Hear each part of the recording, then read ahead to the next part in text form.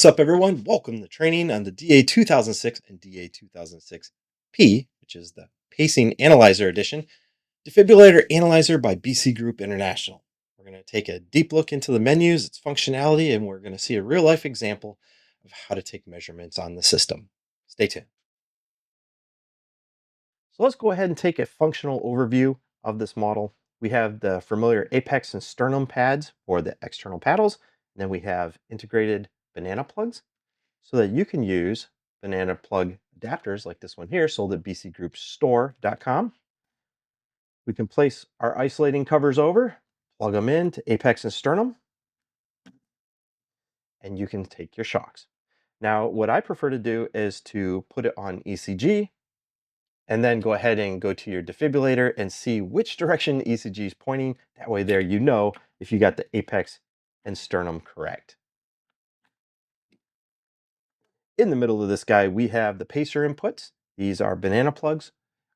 As it says down here at the bottom, do not defibrillate into this port. It's a sensitive measurement instrument.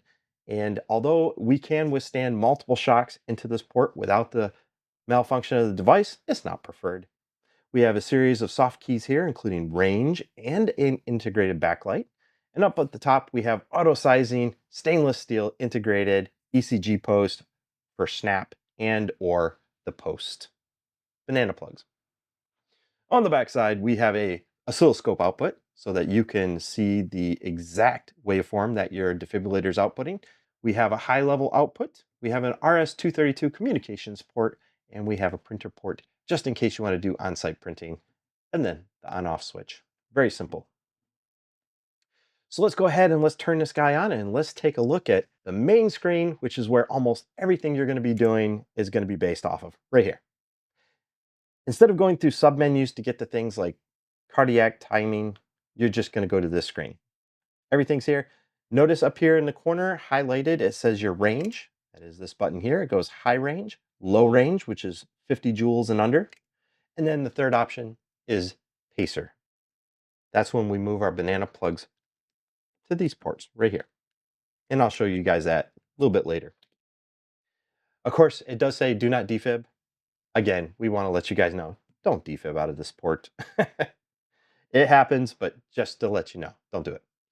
We have pace mode setup, sensitivity test, refractory period. We can see our test results. And then we can go into our extended options, which are going to be our print menu. We can play back our last pulse so that you can see it. And auto sequences, very big one there. And the DA-2006 setup where we can turn on and off Bluetooth amongst some other things. So let's go back to the main screen, and right from here, this is where we're going to be taking our tests. Most of your activity is going to be on 1,000 joule max, and we're ready to connect it to our defibrillator and start taking some shocks. Let's do that next. First thing I'm going to do is I'm going to go ahead and start up my defibrillator, and this being a Lifepak 20, I have to open up the flap, and that gives us manual mode. It starts up an AED automatically. And the first thing I want you to know, I've got my ECG connected on both the paddles and over here on the ECG port. And you'll see that my trace is actually upside down. Let's go ahead and hit our leads. And if it's on leads 2, you see that my trace is correct. That means that my paddles are going to be incorrect. So let's go ahead and switch it over to paddles. And you'll see that when we invert the polarity of these, gray on apex, white on sternum, we then get a correct ECG trace. Now, if you have a small amplitude on your ECG trace and you want to go ahead and increase that so it's more easily read, you can come into ECG waveforms. And if you select down to amplitude, I put mine on 1.05. Often people will have them on 0.7. That way there you have more on the ECG trace. But if you want it really large, you can select 1.4 volts. And you'll see a dramatic change over here on the ECG on the screen. So there we have it. We have now proven that our ECG leads back here are correct and that we have the correct polarity on our paddles. There we go. And we're ready to go ahead and start with the defibrillation. All right, guys, the first thing that we're going to test out is going to be AED mode. And to get there, we're going to boot the defibrillator up with the cover closed. It's going to go into a AED mode, and we're going to go ahead and we're going to start our ECG waveforms on a normal sinus rhythm. And let's go ahead and set it at something pretty reasonable for a resting heart rate, 60 BPM. And we should be ready to go. We click Analyze. And it should detect that we have a normal sinus rhythm. There's no shock. Good. Next, let's go ahead and let's select an arrhythmia.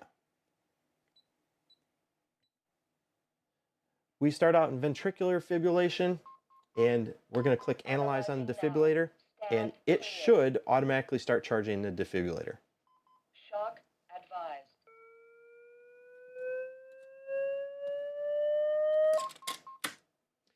There you have it, folks. So we have now verified the AED mode, and you can see that we have that ventricular fibrillation on the screen. I don't like that on my screen, so let's go ahead and change that. We don't need any of the arrhythmias going forward on this test. I go up to normal sinus rhythm at 60 BPM. You should see that immediately over on the screen. The next test that we're going to do is we're going to do a cardio sync. Cardio sync is normally one of the most complex things that you can do on a defibrillator analyzer, but we make it very easy because everything you're going to do is going to be right here from the home screen. So we're going to come over and we're going to click the sync button. It's going to index the top of the QRS complex. And from here, we're going to go ahead and we're going to select an energy of, let's say 200 joules. We're going to charge the defibrillator up. And when it's completely charged, we're going to press and hold the discharge button. Energy is going to be delivered, and over here on the defibrillator analyzer, we're going to automatically get our timing because the defibrillator analyzer knows when it submitted that QRS complex peak. It's going to give you the timing and the energy output, which you can see here is 195.1 joules. Now that is pretty much it for the cardio sync test. Let's go ahead and let's do some real energy discharges.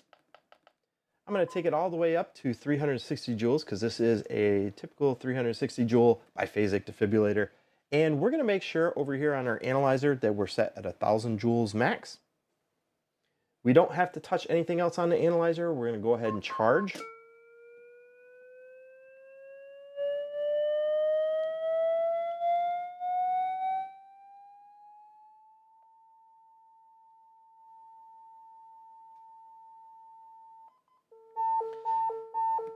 And we're going to discharge that defibrillator. Over here, our energy, it says we have 352.5 joules, and we had it set for 360 joules. That would be a passing condition, more than likely. So now we're going to go ahead and we're going to select a different energy. And notice I'm not touching anything on the analyzer. Let's say 200 joules. Let's go ahead and charge it.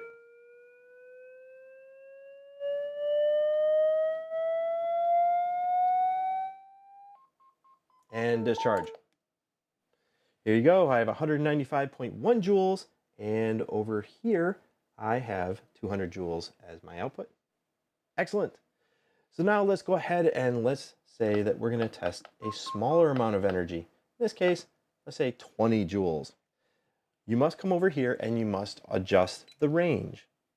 We set it on low range, which is 50 joule max. We are ready to take our energy measurements. Charge and discharge on a 20 joule output, I've got 19.5 joules. Here we go. Good to go. So next, we're going to go ahead and we're going to do a pacer analyze. We're going to take the two plugs, we're going to put them in the middle, and I'm going to activate pacer mode. On pacer mode, we have a rate of 60 ppm, and let's go ahead and let's take the current all the way up. Why not? We hit the range on our analyzer that puts us into pacer mode. It's indicated by the flashing do not defib.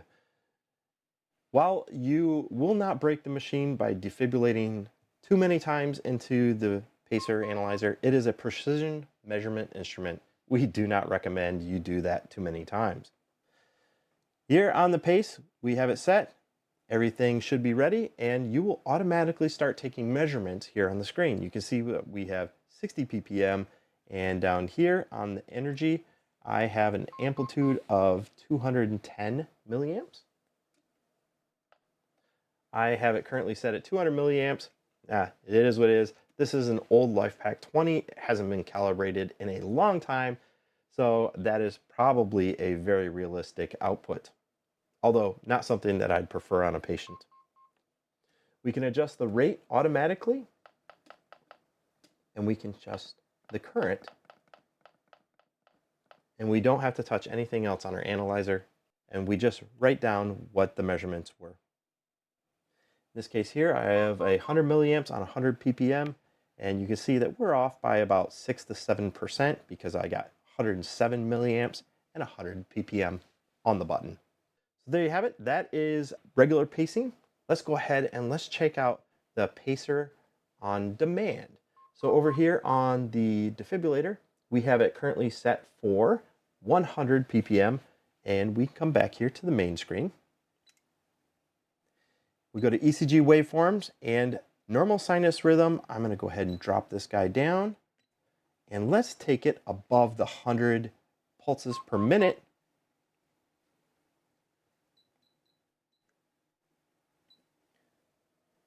And you should see those pulses drop off immediately. Now that demand is activated, the heart is beating faster than what the doctor's requirements were, which was 100 ppm. And you should see that we have a demand down here for 100 and 100. So let's go ahead and let's drop the heart rate down below that threshold.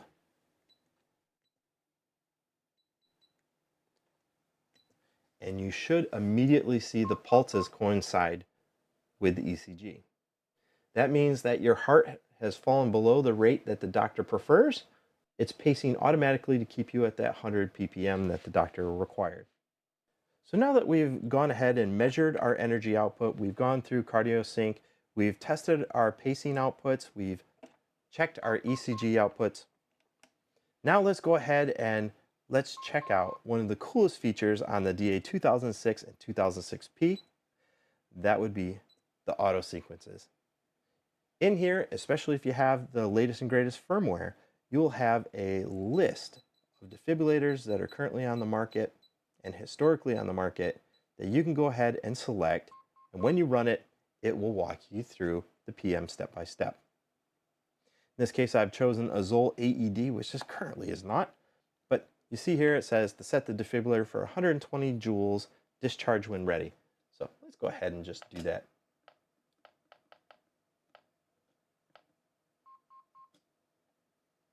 I'm going to set it for 125.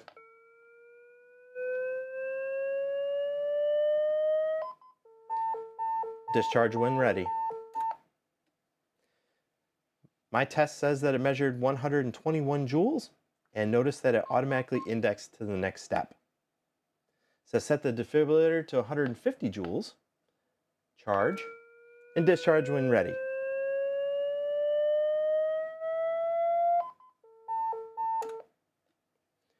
Says that the test passed. I got 145.3 joules, and it's going to index me to the next one, which is 200 joules.